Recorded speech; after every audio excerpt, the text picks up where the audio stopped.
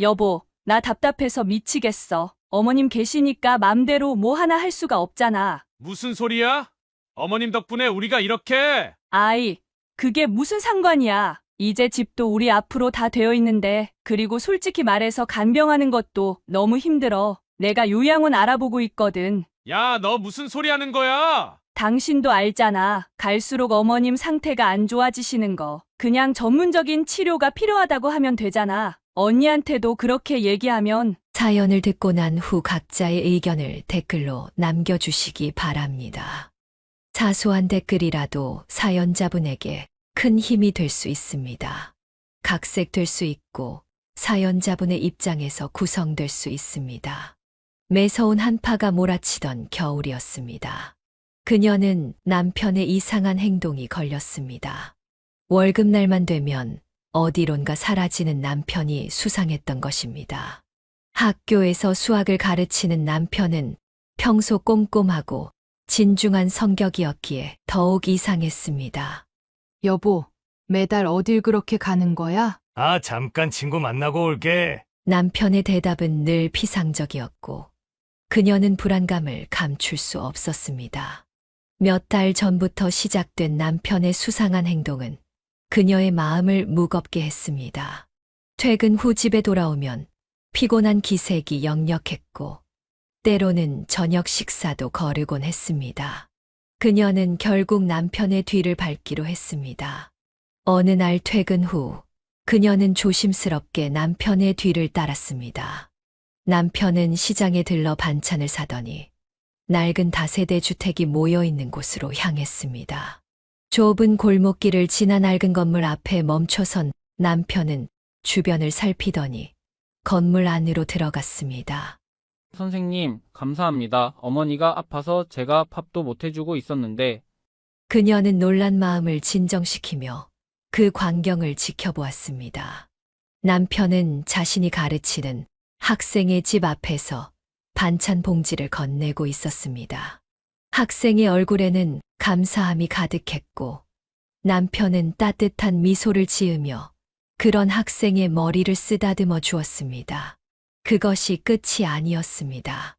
남편은 다른 골목으로 발걸음을 옮겼고 또 다른 학생의 집을 방문했습니다.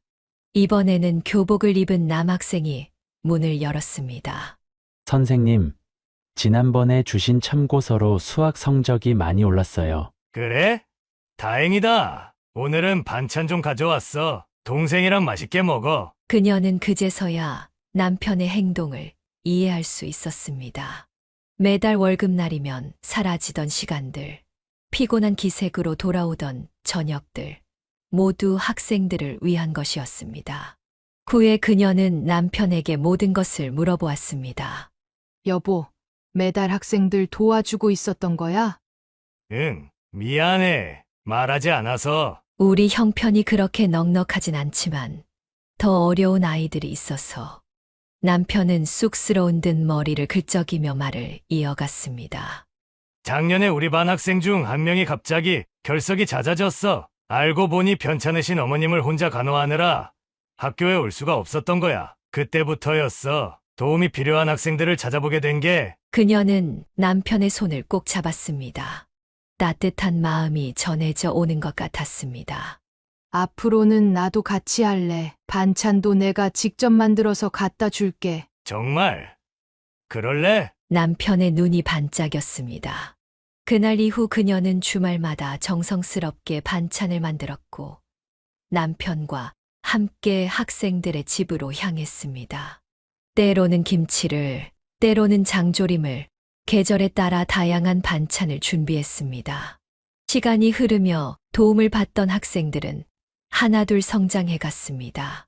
어떤 학생은 대학에 진학했고 어떤 학생은 취업에 성공했습니다. 그들은 가끔 찾아와 감사 인사를 전했고 그때마다 그녀와 남편은 가슴 뿌듯함을 느꼈습니다. 선생님, 저 이제 직장도 구했어요. 앞으로는 제가 어려운 후배들 도와주고 싶어요. 한 학생의 말에 남편은 흐뭇한 미소를 지었습니다. 그래. 내가 받은 사랑을 또 다른 이에게 나눠주는 거야. 그게 바로 진정한 나눔이지. 이제는 그녀도 남편의 삶의 방식을 이해하고 함께 실천하는 동반자가 되었습니다. 매달 월급날이 되면 두 사람은 장을 보러 가고 정성스럽게 반찬을 만들어 학생들을 찾아갔습니다. 그들의 작은 실천은 여러 학생들의 삶에 따뜻한 빛이 되어 주었고 그 빛은 또다시 다른 이들에게로 퍼져나갔습니다. 세월이 흘러 그녀의 자녀들은 어느덧 성인이 되었습니다. 큰딸 미경이는 어릴 적부터 아버지의 모습을 동경했고 그 영향으로 교육대학교에 진학했습니다. 작은 아들 용석이는 평범한 회사원의 길을 선택했지만 부모님의 선행을 늘 마음속 깊이 간직하고 있었습니다. 엄마, 나도 아빠처럼 아이들을 가르치는 선생님이 될 거야. 어린 시절 미경이가 했던 말을 떠올리며 그녀는 미소 지었습니다. 지금은 초등학교 교사가 된 딸을 보며 남편의 모습이 겹쳐 보였습니다. 저희 반에도 어려운 가정 환경의 아이들이 있어요. 아빠가 하셨던 것처럼 저도 조금씩 도와주고 있어요. 미경이는 아버지의 발자취를 따라가고 있었습니다. 방과 후에 학습이 부진한 아이들을 따로 가르치고 때로는 도시락을 싸서 나누어 주기도 했습니다. 미경아, 너무 무리하진 마. 내 형편도 있을 텐데. 괜찮아요, 엄마. 제가 받은 사랑을 나누는 거예요. 반면 용석이는 평범한 회사원이었지만 자신만의 방식으로 나눔을 실천했습니다. 그러던 어느 날 추석을 앞두고 뜻밖의 손님이 찾아왔습니다. 선생님, 저 기억하시나요? 15년 전 선생님 반이었던 김현수입니다. 현관 앞에 서 있는 젊은 남자는 한우 선물 세트를 들고 있었습니다. 그는 남편이 도왔던 제자 중 한 명이었습니다. 연수야, 그래, 많이 컸구나. 잘 지내고 있니? 네, 선생님. 이제 제 회사도 생기고 가정도 꾸렸습니다. 모두 선생님 덕분이에요. 연수는 눈시울을 붉히며 큰절을 올렸습니다. 그녀와 남편은 당황스러워하며 말렸지만 연수의 마음은 확고했습니다.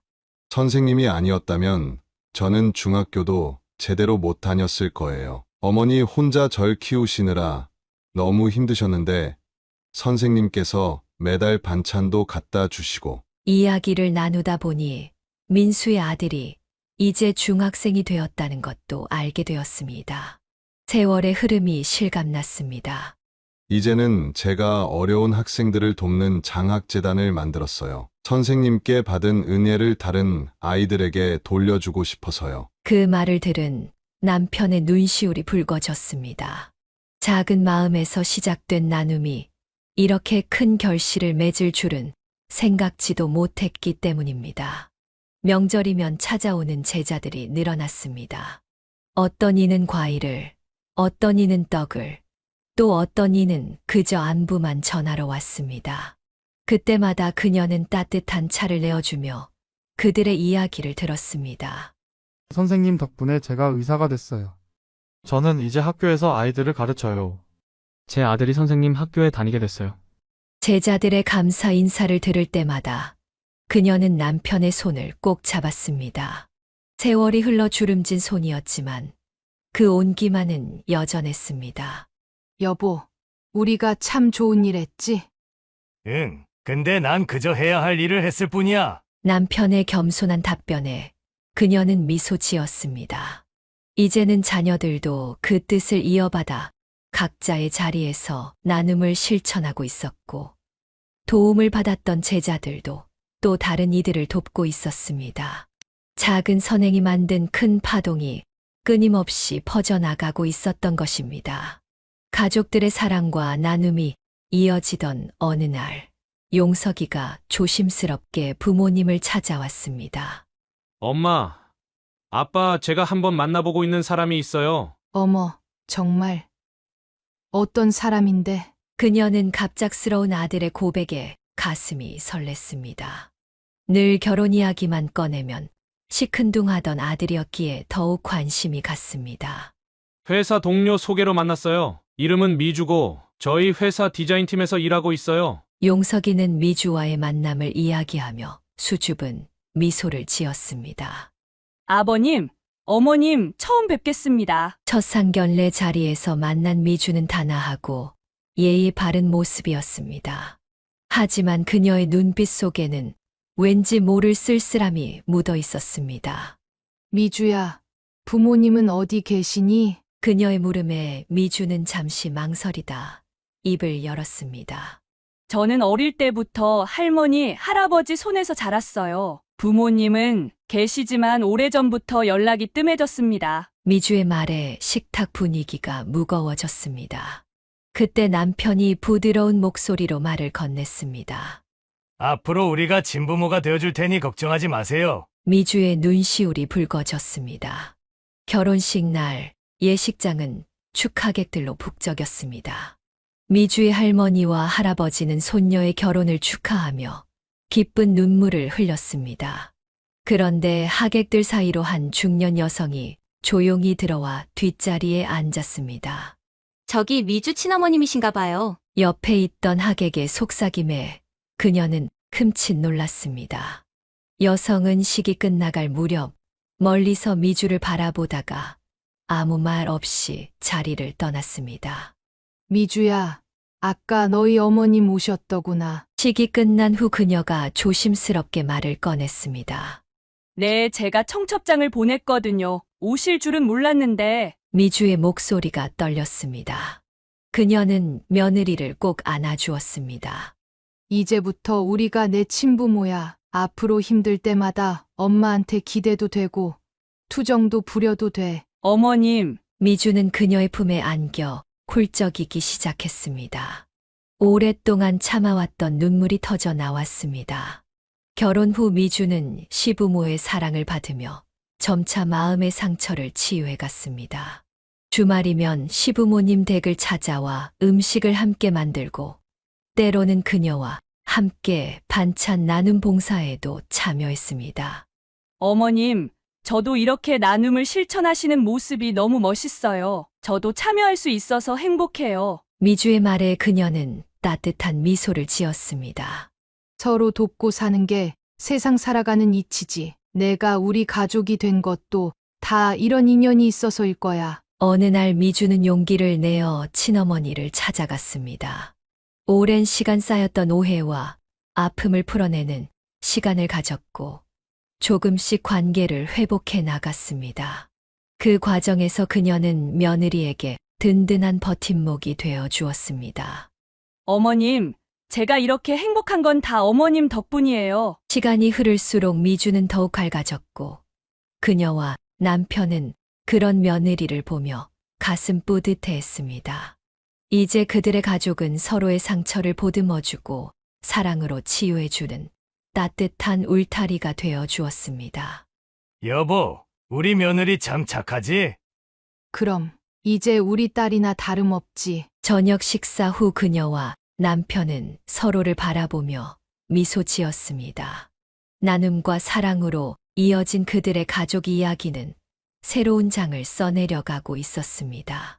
봄바람이 살랑이던 3월의 어느 날 그녀의 휴대폰이 울렸습니다. 발신자 화면에는 아들 용석의 이름이 떠 있었습니다. 엄마, 미주가 아기를 가졌대요. 떨리는 목소리로 전해진 기쁜 소식에 그녀의 눈시울이 붉어졌습니다. 결혼한 지 1년 만의 경사였습니다. 정말이니? 의사 선생님께 확실히 들은 거지? 네, 방금 병원에서 확인했어요. 이제 10주 됐대요. 그날 이후 그녀는 며느리를 위해 특별한 보양식을 준비하기 시작했습니다. 임신 초기에 좋다는 음식들을 찾아보며 정성스레 요리했고 주말마다 며느리를 찾아가 반찬을 전해주었습니다.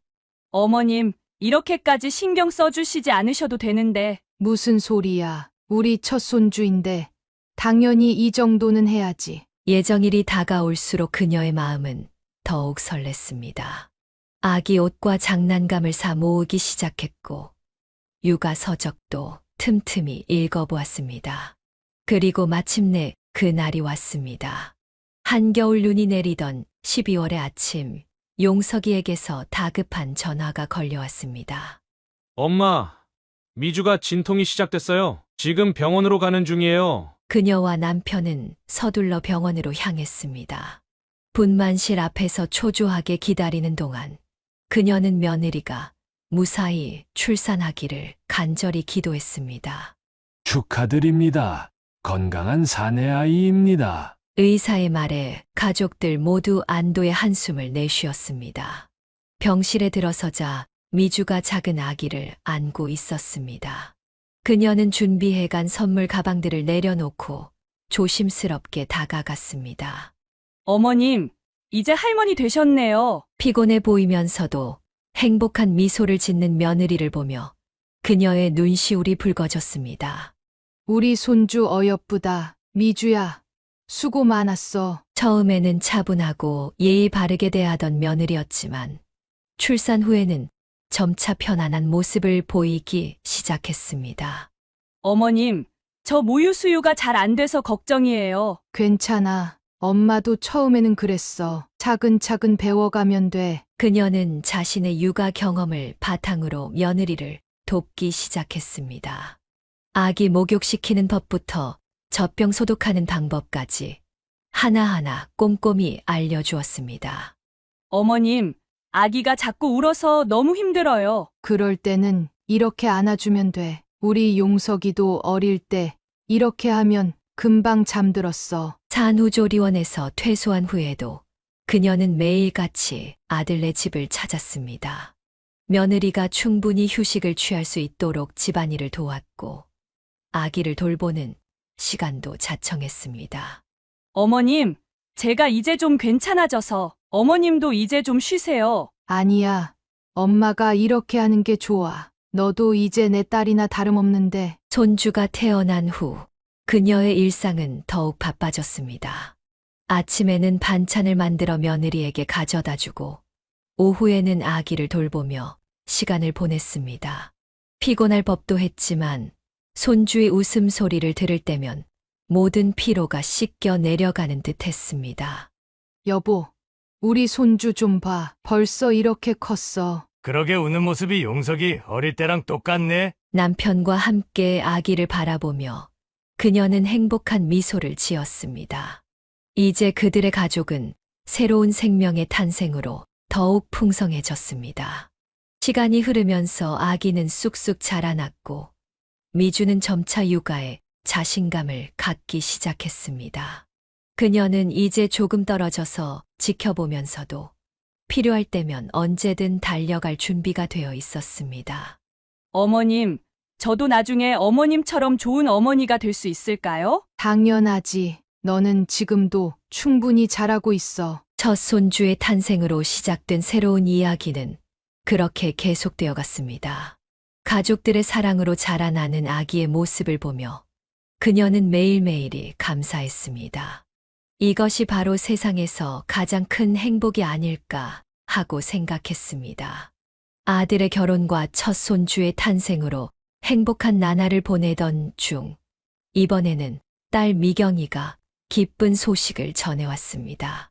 교육청에서 같이 일하는 동료, 교사와 좋은 관계로 발전하게 되었다는 것이었습니다. 엄마, 아빠, 제가 만나는 사람이 생겼어요. 어머, 우리 미경이가 어떤 사람인데? 그녀는 설레는 마음으로 딸의 이야기를 들었습니다. 교육청에서 연수받을 때 만났어요. 중학교에서 과학을 가르치시는 분이에요. 그래? 선생님이시구나. 이름이 어떻게 되시니? 정연수 선생님이세요. 아, 이번 주말에 인사드리고 싶다고 하시는데. 첫 만남에서 사위될 사람은 단정한 외모에 예의 바른 모습이었습니다. 장인어른, 장모님, 처음 뵙겠습니다. 정연수라고 합니다. 어서 오세요. 미경이한테 이야기 많이 들었어요. 현수는 첫 방문에 좋은 홍삼을 선물로 가져왔고 대화 중에도 매우 신중하고 공손한 태도를 보였습니다. 두 분 다 교육자이시니 참 좋겠어요. 남편의 말에 현수가 공손히 답했습니다.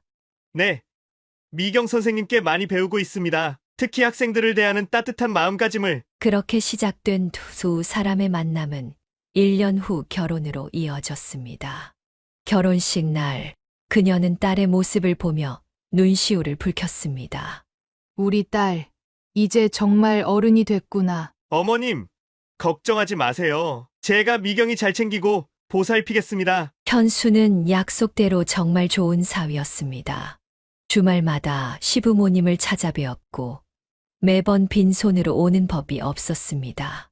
때로는 홍삼을, 때로는 과일을, 또 때로는 건강식품을 가져왔습니다. 어머님, 이번에 나온 새홍삼인데 드셔보세요.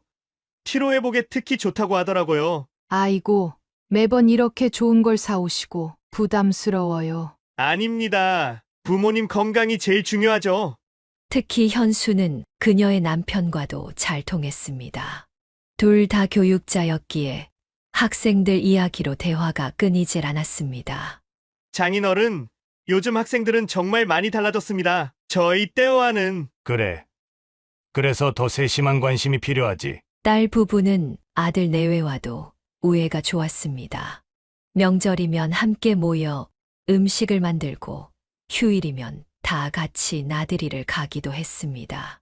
형님, 이번 주말에 저희 집에서 식사하시죠? 그래요. 우리 애기도 삼촌이랑 놀고 싶어 했는데. 시간이 흐르면서 그녀는 점점 더 행복해졌습니다. 자녀들이 모두 좋은 배우자를 만나 행복한 가정을 이루는 모습을 보는 것만으로도 가슴이 뿌듯했습니다. 여보, 우리 복 받았지?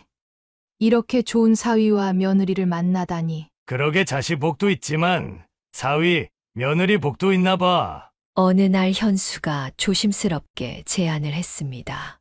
장인어른, 장모님, 저희가 근처로 이사 왔으면 하는데요. 자주 뵙고 싶어서요. 그 말을 들은 그녀는 마음이 따뜻해졌습니다. 정말?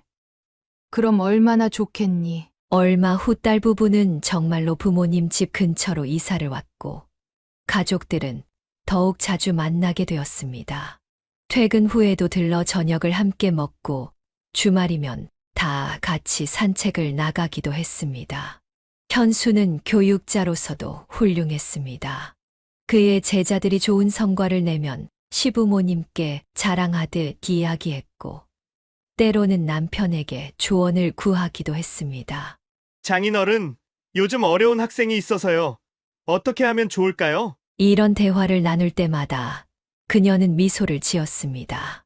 가족들이 서로를 이해하고 배려하며 살아가는 모습이 너무나 행복했기 때문입니다. 이제 그녀의 가족은 더욱 단단해졌습니다.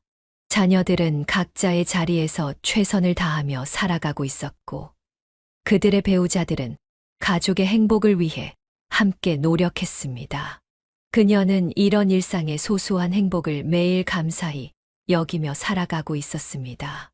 그렇게 행복한 나날들이 이어지던 어느 날, 그녀는 며느리의 미묘한 변화를 감지하기 시작했습니다.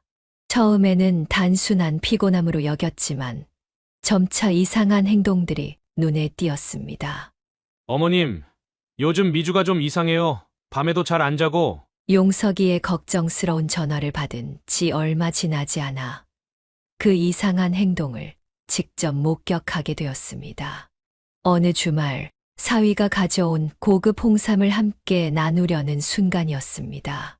어머님, 아버님, 이거 드셔보세요. 이번에 나온 신제품인데. 현수가 정성스레 따른 홍삼을 건네려는 순간 미주가 갑자기 달려와 잔을 낚아챘습니다. 이건 제가 마실래요. 순식간에 홍삼을 들이킨 미주의 행동에 모두가 놀라 말을 잃었습니다. 미주야, 괜찮니? 그녀가 조심스레 물었지만 미주는 마치 다른 사람처럼 냉랭하게 대답했습니다. 네, 멀쩡해요. 왜요? 이후로도 미주의 이상 행동은 계속되었습니다. 식사 자리에서 갑자기 일어나 밖으로 나가버리기도 하고 아무 이유 없이 울음을 터뜨리기도 했습니다. 여보, 혹시 미주가 우울증이라도 걸린 걸까요? 글쎄, 병원에 한번 데려가 봐야 할 것 같아. 그녀와 남편은 걱정스러운 마음으로 밤을 지새웠습니다. 며느리의 행동이 점점 더 예측할 수 없게 변해갔기 때문입니다. 어느 날은 손주를 데리고 놀던 중에도 갑자기 아이를 내려놓고 집을 뛰쳐나가 버렸습니다. 미주야, 어디 가는 거니? 그녀가 급하게 뒤쫓아 나갔지만 미주는 이미 멀어져 가고 있었습니다. 엄마, 어떡하죠? 미주가 점점 더. 용석이의 목소리에는 절망감이 묻어났습니다. 진정하자. 일단 병원부터 가보는 게 좋겠어. 하지만 미주는 병원 가기를 완강히 거부했습니다. 오히려 더 예민해지고 날카로워졌습니다. 왜 자꾸 저를 이상한 사람 취급하세요? 전 멀쩡해요. 식구들은 발만 동동 구르며 지켜볼 수밖에 없었습니다. 그녀는 밤마다 며느리를 위해 기도했습니다. 제발 우리 며느리 좀 도와주세요. 어느 날 미주는 갑자기 찾아와 그녀의 품에 안겨 울기 시작했습니다. 어머님, 저 좀 이상해지는 것 같아요. 무서워요. 그제서야 그녀는 며느리를 병원으로 데려갈 수 있었습니다. 의사는 산후 우울증이 심화된 것이라고 진단했습니다. 많이 힘들었겠구나. 우리 며느리, 그녀는 미주를 더욱 따뜻하게 안아주었습니다. 이제부터가 진짜 시작이었습니다. 가족들은 미주의 치료를 위해 하나가 되어 노력하기 시작했습니다.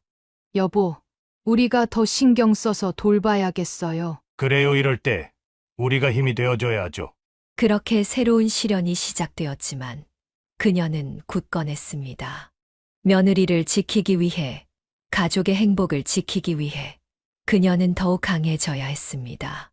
어느덧 봄이 찾아왔고 이번에는 딸 미경이가 출산 소식을 전해왔습니다. 산후 우울증 치료를 받고 있는 미주의 상태가 여전히 불안정한 시기였습니다. 그녀는 기쁜 마음으로 손녀를 맞이할 준비를 했습니다. 예쁜 돌고래 모빌과 포근한 담요, 예쁜 원피스까지 정성스레 골랐습니다. 우리 손녀 공주님이 될 거니까 이런 거 하나쯤은 있어야지. 병원에 도착해 아기를 본 순간 그녀의 눈시울이 붉어졌습니다. 어머님, 저희 딸 예쁘죠? 현수가 자랑스러운 미소를 지으며 말했습니다. 그럼 우리 미경이 닮아서 더 예쁘구나. 하지만 이 기쁜 순간도 오래가지 못했습니다. 병실에 있던 미주가 갑자기 자리를 박차고 일어났습니다. 어머님은 차별하시는 거예요? 미주야, 무슨 말이야? 제가 아들을 낳았을 때는 이런 선물 안 하셨잖아요. 손녀라고 특별 대우하시는 거예요? 미주는 점점 더 격앙된 목소리로 말했습니다. 그때도 엄마가 예쁜 옷이랑 아니에요. 거짓말하지 마세요. 전 그런 거 못 받았다고요. 어머님은 맨날 딸 편만 드시잖아요. 병실의 공기가 순식간에 얼어붙었습니다. 됐어요. 다들 저 미워하는 거 알아요. 어차피 전 이 집안에서 외톨이니까. 미주는 자리를 박차고 일어나 병실을 뛰쳐나갔고 용석이가 뒤따라 나갔습니다. 그녀는 그 자리에 망연자실 서 있었습니다. 어머님, 제가 아니야. 내 잘못 아니야. 현수가 조심스레 상황을 수습하려 했지만 이미 분위기는 엉망이 되어버렸습니다. 그날 밤 그녀는 잠을 이루지 못했습니다. 며느리의 날카로워진 성격이 걱정됐고 이런 상황이 계속될까 두려웠습니다. 여보, 전 정말 차별한 적 없는데. 알아요. 하지만 미주는 지금 모든 게 자기를 향한 공격으로 보이나 봐요. 다음 날 그녀는 용석이에게 전화를 걸었습니다. 용서가, 미주는 좀 괜찮니? 어머니 미주가 지금 말도 안 하려고 해요. 제가 뭐라고 해도. 그래, 시간을 좀 두자꾸나. 하지만 시간이 지나도 상황은 나아지지 않았습니다. 미주는 연락도 받지 않았고 찾아가도 만나주지 않았습니다. 딸이라고 특별 대우하시는 거잖아요. 저는 아들을 낳았다고 차별받는 거고요. 문 밖으로 들리는 미주의 날카로운 목소리에 그녀의 마음은 더욱 무거워졌습니다. 이제 두 집안의 관계는 더욱 서먹해졌고 주말 모임도 자연스레 줄어들었습니다. 미경이도 며느리를 신경 쓰여 집에 잘 오지 않았고 손주와 손녀를 함께 보는 일도 힘들어졌습니다. 여보, 우리 가족이 이렇게 될 줄은 몰랐네요. 그래도 희망을 잃지 말아요. 언젠가는 미주도 마음을 열 거예요. 하지만 그녀의 마음 한켠에는 불안함이 자리 잡았습니다. 이대로 가족이 뿔뿔이 흩어지는 건 아닐까? 더 이상 예전처럼 돌아갈 수 없는 건 아닐까 하는 두려움이 깊어져 갔습니다. 민족 대명절인 추석을 앞두고 그녀의 집은 분주했습니다. 아들, 딸 내외가 모두 모이는 첫 명절이었기 때문입니다. 특히 계속해서 예민한 상태를 보이는 미주 때문에 모두가 조심스러운 상태였습니다. 어머님, 제가 육전 부치는 거 도와드릴게요. 현수가 앞치마를 두르며 나섰습니다. 그는 요리에도 관심이 많았고 손재주도 좋았습니다. 고마워요. 우리 사위는 뭐든 잘하니. 그때였습니다.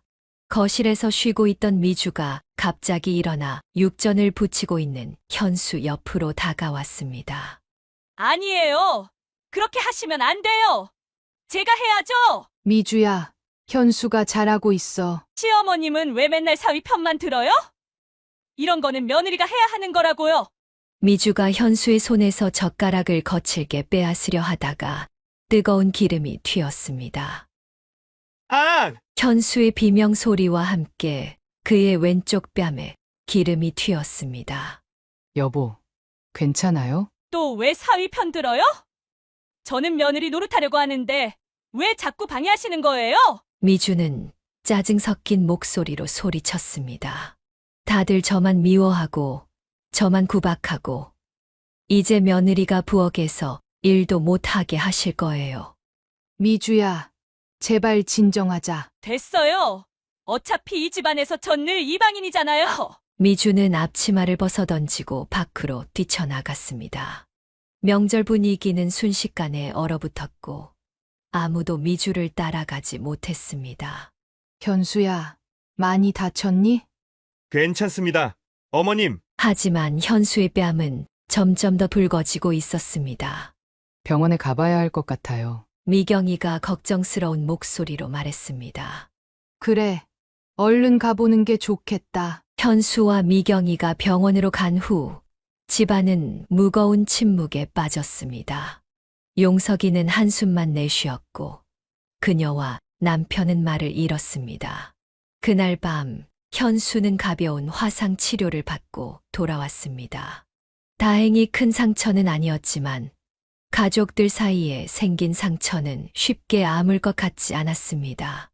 어머니, 저희는 이만 가보겠습니다. 미경이가 조심스레 말했습니다. 그래, 조심히 가거라. 저도 미주 데리러 가보겠습니다. 용석이도 자리에서 일어났습니다. 며느리는 끝내 돌아오지 않았고 첫 명절 식사는 이렇게 끝이 났습니다. 여보, 알아요. 하지만 우리가 어떻게 해야 할지 모르겠네요. 그녀는 한숨을 내쉬었습니다. 명절날 벌어진 이 사고로 인해 이제 두 집안은 더욱 멀어질 것만 같았습니다. 미주의 마음의 병은 점점 더 깊어지는 것 같았고 가족들은 그저 지켜볼 수밖에 없었습니다. 저녁이 되어서야 용석이에게서 전화가 왔습니다. 어머니 미주가 당분간 저희 집에 오지 말라고 하네요. 죄송합니다. 그녀는 전화를 끊고 한동안 움직이지 못했습니다. 창밖으로 보이는 달빛이 유난히도 쓸쓸해 보였습니다. 사연을 듣고 댓글을 남겨주시기 바랍니다. 명절날의 사고 이후로 서먹해진 가족 관계가 이어지던 중 더 큰 시련이 찾아왔습니다. 그녀의 남편이 갑자기 심한 기침을 하기 시작했고 병원 검사 결과 폐암 진단을 받게 된 것입니다. 여보, 어떻게 정기검진도 잘 받으셨는데. 그녀의 눈에서 눈물이 흘러내렸습니다. 남편은 오히려 그녀를 위로했습니다. 괜찮아요. 열심히 치료받으면 나을 거예요. 소식을 들은 자녀들이 급히 병원으로 찾아왔습니다. 아버지, 제발 이겨내세요. 미경이가 아버지의 손을 잡고 울었습니다. 현수도 옆에서 말없이 눈물을 훔쳤습니다. 미주도 달라졌습니다. 평소의 예민한 모습은 잠시 잊은 듯 매일 아침 죽을 끓여 병원으로 가져왔습니다.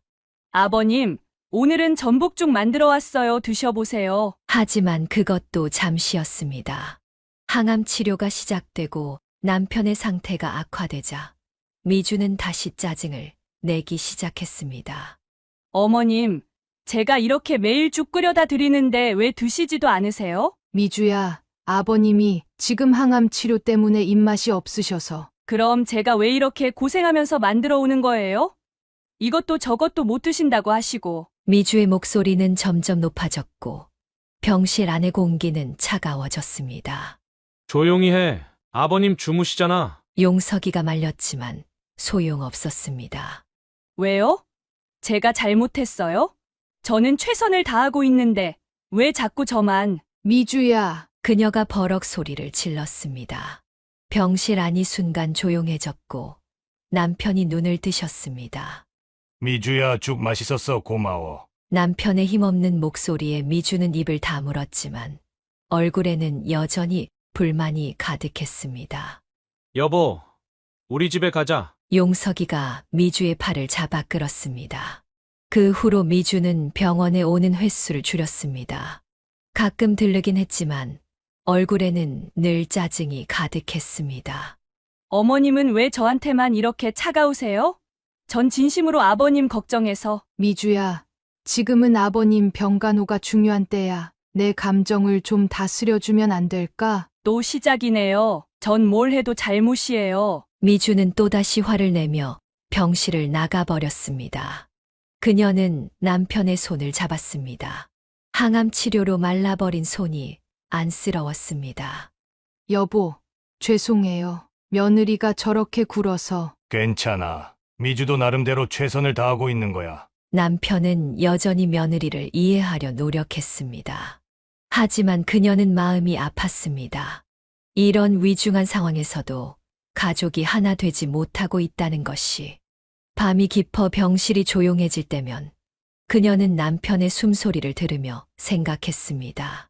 어떻게 하면 이 위기를 잘 헤쳐나갈 수 있을지, 어떻게 하면 가족이 다시 하나가 될 수 있을지. 하지만 답은 쉽게 찾을 수 없었습니다.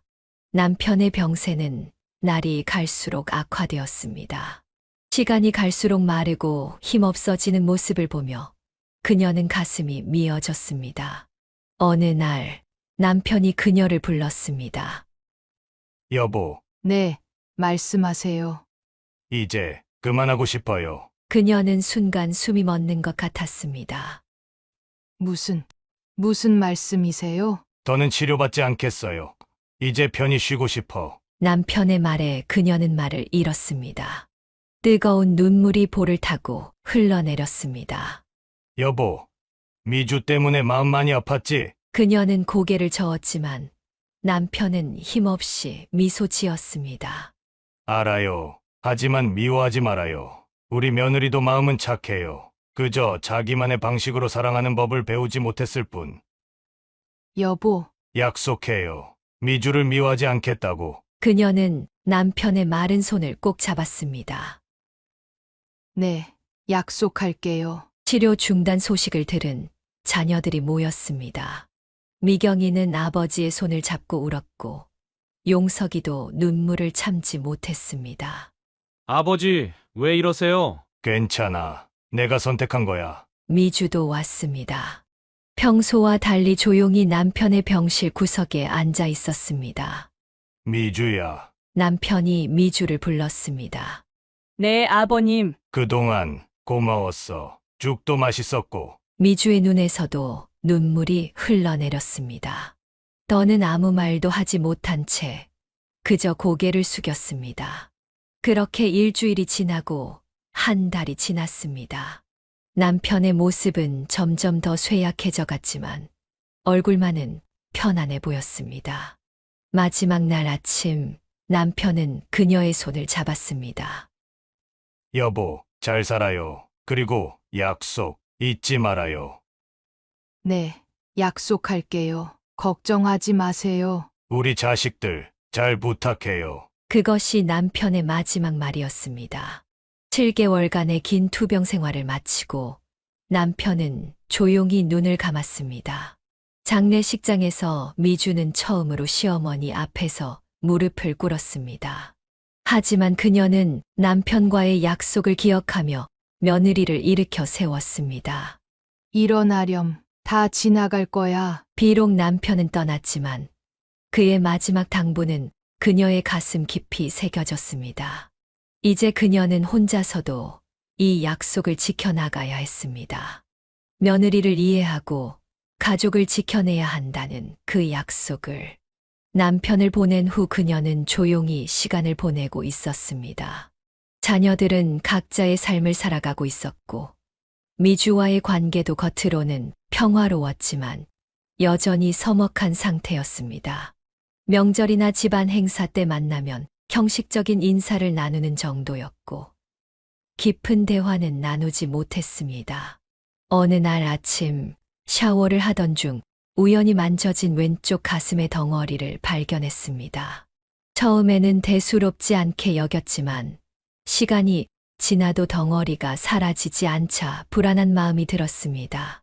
미경아, 엄마가 병원에 한번 가봐야 할 것 같아. 어머니, 제가 모시고 갈게요. 어디가 불편하세요? 미경이가 병원에 동행했습니다. 검사 결과를 기다리는 동안 그녀는 2년 전 남편의 일을 떠올렸습니다.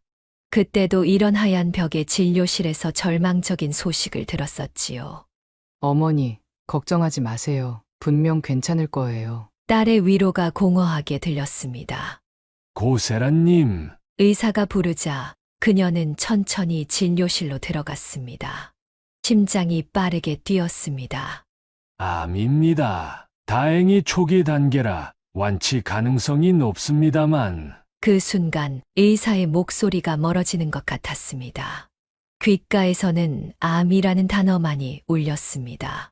남편이 투병하던 모습, 점점 야위어가던 얼굴, 마지막 순간의 모습이 스쳐 지나갔습니다. 엄마, 미경이가 그녀의 손을 잡았습니다. 따뜻한 온기가 전해져 왔지만 그녀의 마음은 이미 얼어붙어 있었습니다.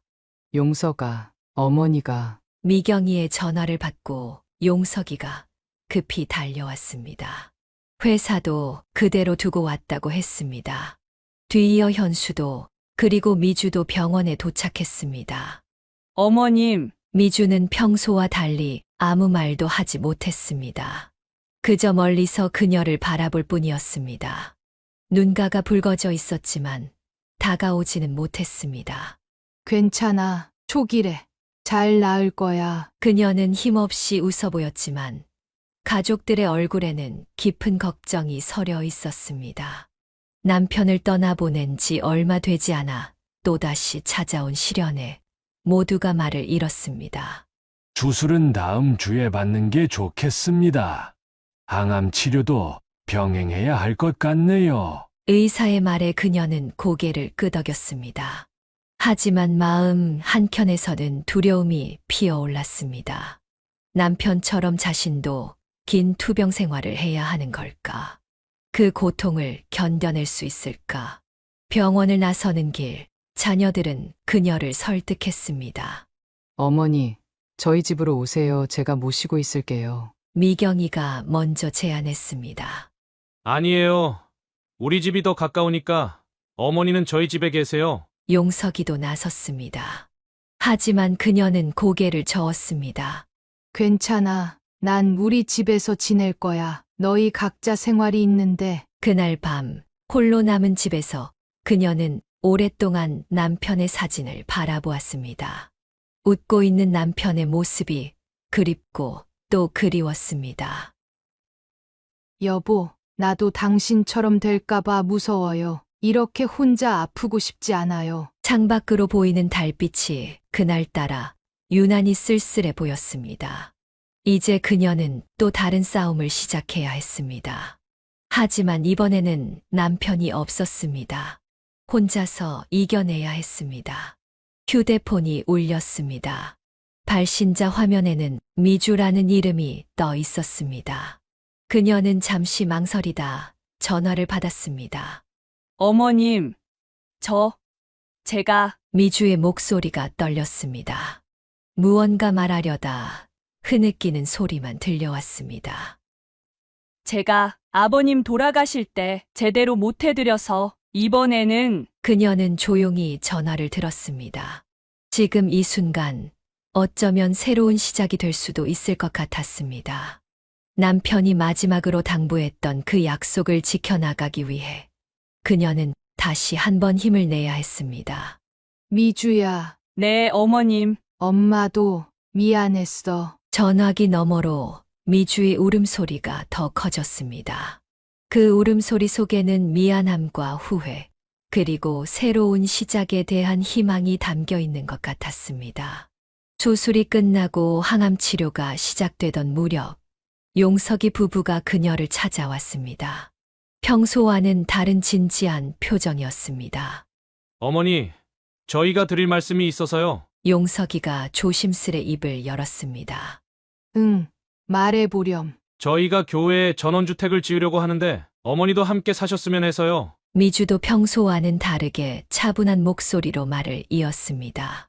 어머님, 이제는 제가 잘 모시고 싶어요. 아버님께 못 해드린 것들, 이제라도 어머님께. 그녀는 잠시 말을 잃었습니다. 남편이 세상을 떠난 후 처음으로 미주가 이렇게 진심 어린 말을 건네는 것이었습니다. 집은 두 가구가 살 수 있게 설계했어요. 어머님 본가는 따로 있으시고 저희가 옆에서 모실 수 있게요. 용석이가 건축 도면을 펼쳐 보였습니다. 그곳에는 넓은 정원이 있는 2층 주택이 그려져 있었습니다. 이쪽은 어머님 공간이에요. 창문도 크게 내서 햇빛도 잘 들어오고, 정원도 어머님이 좋아하시는 꽃들로 가득 채우려고요. 미주의 설명을 들으며 그녀는 눈시울이 붉어졌습니다. 지난 시간 동안 서로에게 상처를 주고받았던 일들이 주마등처럼 스쳐 지나갔습니다. 글쎄다. 너희한테 부담될 것 같은데. 부담이 아니에요, 어머님. 저희가 정말 모시고 싶어서 하는 거예요. 미주의 눈에도 눈물이 고였습니다. 어머님, 이제는 제가 진짜 딸이 되고 싶어요. 기회를 주세요. 그 말에 그녀는 더 이상 망설일 수 없었습니다. 며느리의 진심이 느껴졌기 때문입니다. 고맙다. 정말 고마워. 그녀는 결심했습니다. 남편과의 추억이 깃든 이 집을 떠나 새로운 시작을 하기로 한 것입니다. 그리고 또 하나의 결정을 내렸습니다. 용서가, 미주야, 엄마가 가진 것들 모두 너희에게 물려줄게. 어머니, 그런 말씀 마세요. 저희는 그런 거 바라고 하는 게 아니에요. 용석이가 놀라서 말했지만 그녀의 결심은 확고했습니다. 알아. 하지만 이제 나는 너희와 함께 살 거고 너희가 나를 책임져 준다고 했으니 이게 맞는 것 같구나. 남편이 남긴 재산과 그동안 그녀가 모아온 것들. 이제는 이 모든 것을 아들 부부에게 주기로 했습니다. 어머님, 미주가 그녀의 손을 잡았습니다. 따뜻한 온기가 전해져 왔습니다. 새 집은 6개월 후에 완성되었습니다. 아침이면 새소리가 들리고 저녁이면 노을을 볼 수 있는 곳이었습니다. 정원에는 미주가 직접 고른 장미와 국화가 피어 있었고 작은 텃밭도 만들어져 있었습니다. 어머님, 이제 여기가 어머님 공간이에요. 넓은 창이 있는 안방, 따뜻한 햇살이 드는 거실, 그리고 좋아하는 책을 읽을 수 있는 작은 서재까지. 모든 것이 그녀를 위해 준비되어 있었습니다. 이제 항암 치료 받으실 때도 제가 매일 모시고 다닐 수 있어요. 미주의 말에 그녀는 고개를 끄덕였습니다. 이제야 남편의 마지막 당부가 이루어지는 것 같았습니다. 서로를 이해하고 사랑하라던 그 말씀이 여보, 이제 제가 잘 살 수 있을 것 같아요. 밤하늘의 별을 보며 그녀는 남편에게 말을 건넸습니다. 이제 그녀에게는 새로운 가족이, 새로운 시작이 있었기 때문입니다.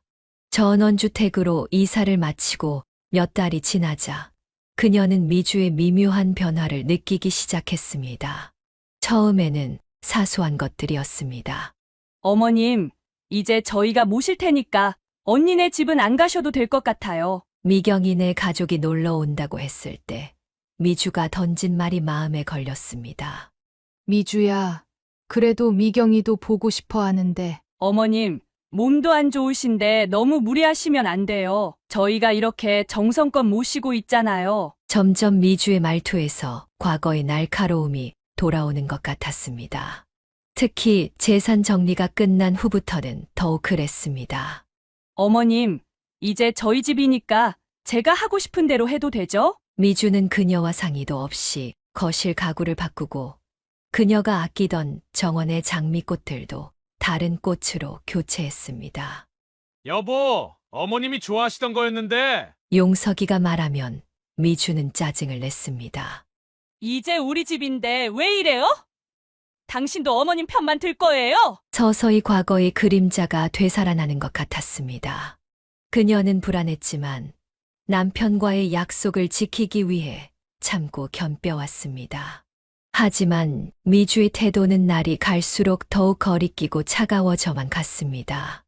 어머님, 이제 저희가 이 집 주인이잖아요. 그런데 왜 자꾸 언니네를 부르시는 거예요? 여기가 어머님 집이라고 생각하시는 건 아니죠? 미주의 말에는 이제 숨기지 않는 날카로움이 서려 있었습니다. 그녀는 남편의 사진을 보며 한숨을 쉬었습니다. 무언가 크게 잘못되어 가고 있다는 느낌을 지울 수 없었습니다. 어느 날 밤, 그녀는 우연히 미주와 용석이의 대화를 듣게 되었습니다. 잠이 오지 않아 물을 마시러 나왔다가 거실에서 들려오는 낮은 목소리에 발걸음을 멈췄습니다.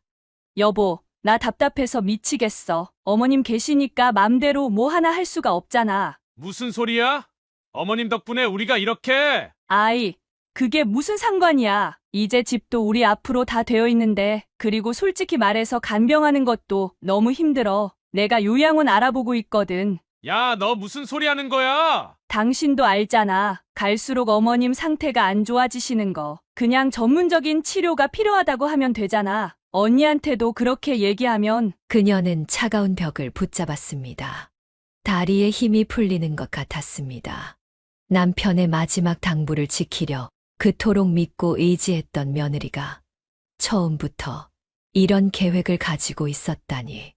조용히 발걸음을 돌려 방으로 돌아온 그녀는 오랫동안 잠을 이루지 못했습니다. 창밖으로 보이는 달빛이 그날따라 유난히 차갑게 느껴졌습니다. 그러던 어느 날 미주는 아이의 본색을 드러냈습니다. 식사 자리에서 갑자기 그녀를 향해 날카롭게 말을 꺼냈습니다. 어머님, 드릴 말씀이 있어요. 그래, 뭐니? 이제 요양원으로 모시려고 해요. 제가 알아본 곳이 있거든요. 순간 식탁의 공기가 얼어붙었습니다. 용석이가 젓가락을 떨어뜨렸습니다. 여보, 갑자기 무슨. 뭐가 갑자기야? 당신도 어젯밤에 내 얘기 다 들었잖아. 어머님 모시는 게 얼마나 힘든 줄 알아? 미주는 이제 더 이상 감정을 숨기지 않았습니다. 어머님, 솔직히 말씀드릴게요. 이제 이 집은 우리 거예요. 재산도 다 정리됐고, 그런데 어머님 때문에 우리 맘대로 살 수가 없잖아요. 미주야! 용석이가 소리쳤지만 미주는 아랑곳하지 않았습니다. 왜? 내가 틀린 말 했어? 당신도 힘들다며? 어머님 약 챙기랴.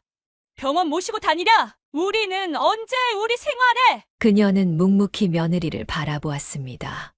남편의 마지막 당부가 머릿속을 스쳐 지나갔습니다. 난 처음부터 이럴 줄 알았어. 재산 다 우리 앞으로 해놓고 이제 와서 뭐가 미안해. 어차피 우리 거 된 거. 용석이가 탁자를 내리쳤습니다. 미주, 제정신이야? 우리 어머님을. 아, 진짜!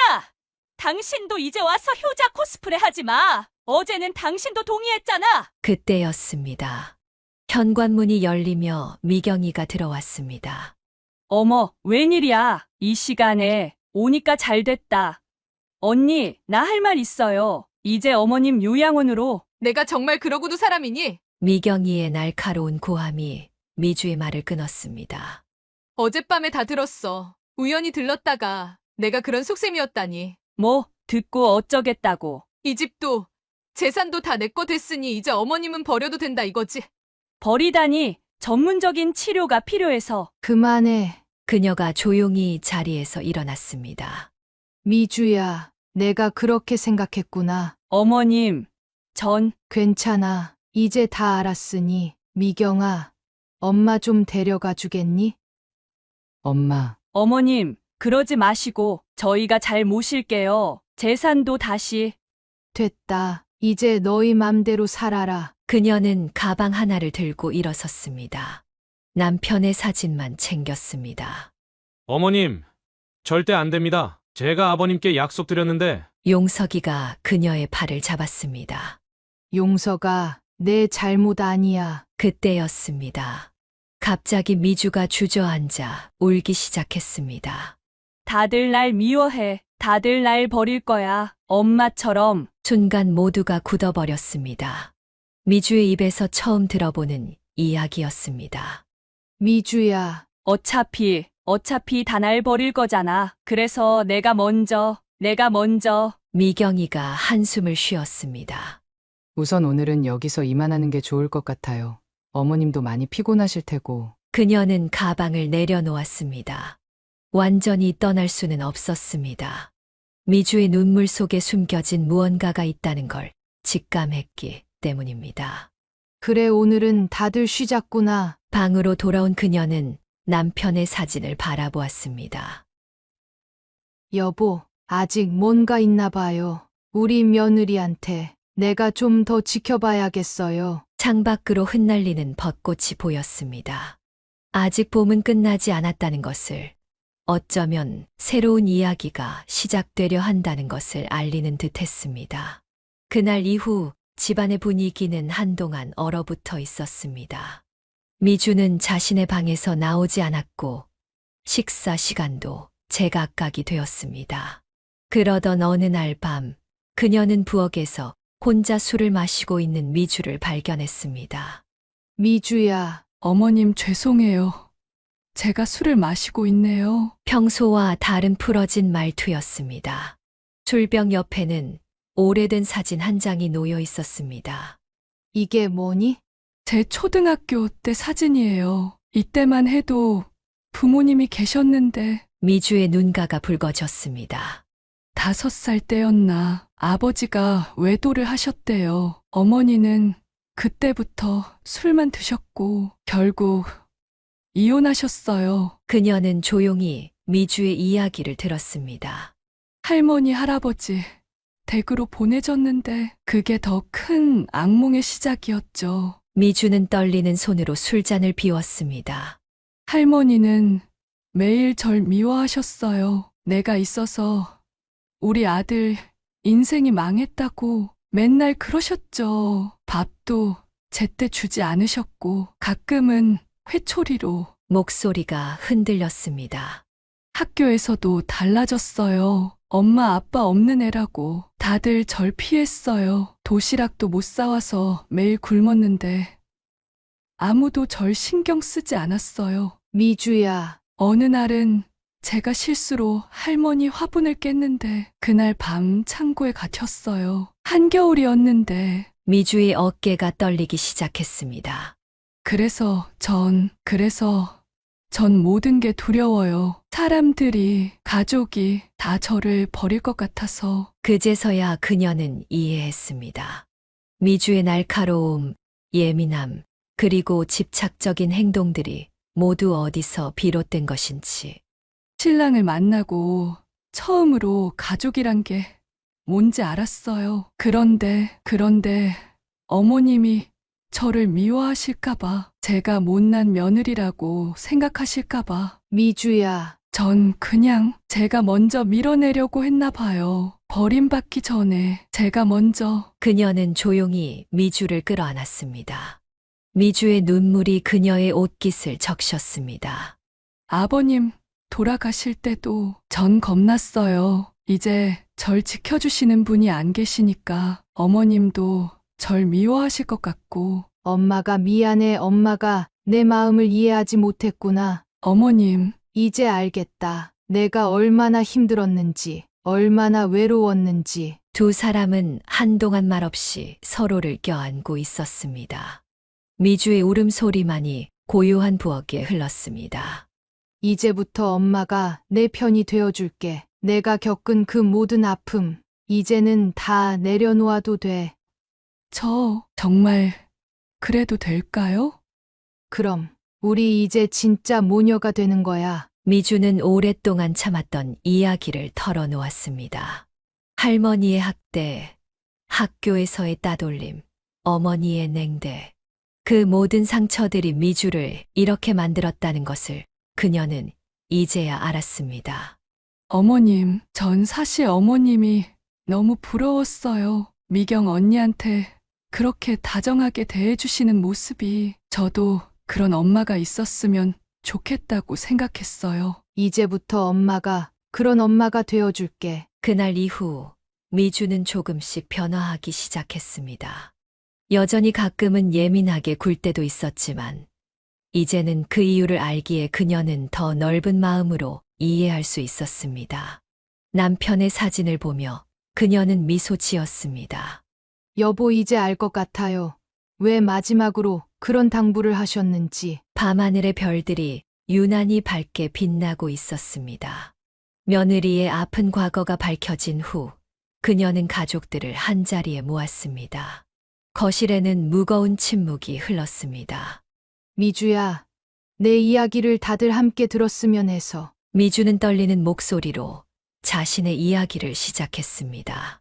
어린 시절의 상처들, 할머니의 학대, 어머니의 배신, 그리고 그로 인한 깊은 상처들까지. 이야기를 들은 미경이가 먼저 미주의 손을 잡았습니다. 미주야, 미안해. 우리가 몰랐어. 제가 더 죄송해요. 제가 너무 삐뚤어져 있었나 봐요. 용석이는 아내를 바라보며 눈물을 훔쳤습니다. 여보, 내가 내 마음을 이해하지 못했네. 늘 옆에 있으면서도. 아니에요. 제가 당신한테도 제대로 말하지 못했잖아요. 이런 이야기를 하면 당신도 절 버릴까봐 두려워서. 현수가 조심스레 입을 열었습니다. 저도 이제 이해할 것 같아요. 명절 때 그러셨던 것도 다 이유가 있었네요. 현수 씨, 정말 죄송해요. 그때 기름이. 이제 다 지난 일이에요. 우리 모두 새로 시작해요. 그녀는 조용히 가족들을 바라보았습니다. 서로를 이해하지 못했던 시간들, 오해했던 순간들이 이제야 풀리는 것 같았습니다.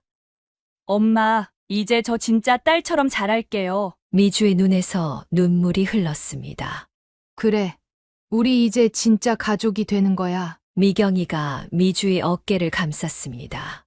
이제부터는 내가 진짜 언니 노릇할게. 언제든 힘들면 나한테 기대해. 용석이는 아내의 손을 꼭 잡았습니다. 여보, 이제 우리 다시 시작하자. 내가 더 잘할게. 가족들은 그날 밤 오랫동안 이야기를 나눴습니다. 그동안 하지 못했던 말들, 참아왔던 감정들을 모두 털어놓았습니다. 어머님, 전 사실 어머님이 정말 부러웠어요. 자식들을 그렇게 사랑으로 키우시고 저도 그런 딸이 되고 싶었는데 제 방식이 모두 틀렸네요. 아니야. 내 방식이 틀린 게 아니라 우리가 서로를 이해하지 못했던 거야. 밤이 깊어갈수록 가족들의 마음은 더욱 가까워졌습니다. 이제는 서로의 아픔을 이해하고 보듬어줄 수 있을 것 같았습니다. 여보, 그녀는 마음속으로 남편을 불렀습니다. 이제야 진짜 가족이 된 것 같아요. 당신이 마지막으로 당부하신 대로 우리가 서로를 이해하게 되었어요. 창밖의 달빛이 따뜻하게 비추었습니다. 마치 남편도 이 순간을 지켜보며 미소 짓고 있는 것만 같았습니다. 이제 그들은 진정한 가족이 되어가고 있었습니다. 봄이 깊어가는 어느 날, 전원주택의 정원에는 미주가 새로 심은 장미들이 꽃을 피우기 시작했습니다. 그녀가 좋아하는 빨간 장미였습니다. 어머님, 이제 곧 장미가 활짝 필 것 같아요. 어머님이 좋아하시는 색으로 골랐어요. 미주의 목소리에는 따뜻함이 묻어났습니다. 이제는 더 이상 날카로움도 불안함도 찾아볼 수 없었습니다. 미주야, 예쁘구나. 내가 이렇게 정성스레 가꾸니. 제가 이제 어머님 마음도 이렇게 가꾸고 싶어서요. 항암 치료가 끝나갈 무렵 그녀의 건강도 조금씩 회복되어 갔습니다. 미주는 매일 아침 건강식을 준비했고 병원에도 항상 동행했습니다. 어머님, 오늘은 홍삼이랑 영지버섯으로 영양죽 끓여왔어요. 조금만 드셔보세요. 미주야, 너무 고생하는 것 아니니? 아니에요. 전 이제 진짜 딸 노릇하고 싶어요. 식사 준비를 하다가도 청소를 하다가도 미주는 수시로 그녀의 상태를 살폈습니다. 때로는 지나칠 정도로 걱정하는 모습에 용석이가 농담을 던지기도 했습니다. 여보, 우리 엄마 이제 내 엄마 아닌 것 같은데? 당신도 이제 좀 신경 써요. 어머님 약 드실 시간이에요. 주말이면 미경이네 가족도 찾아왔습니다.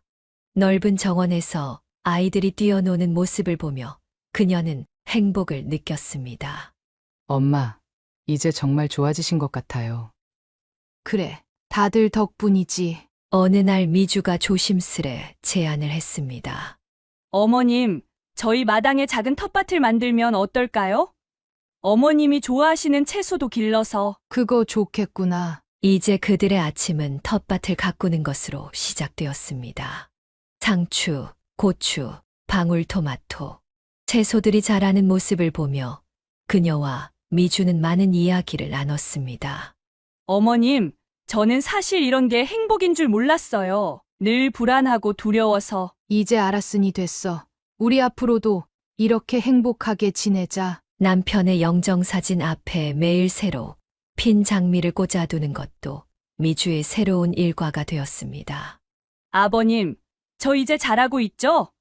어머님 건강도 많이 좋아지셨어요. 그런 미주를 바라보며 남편의 마지막 당부를 떠올렸습니다.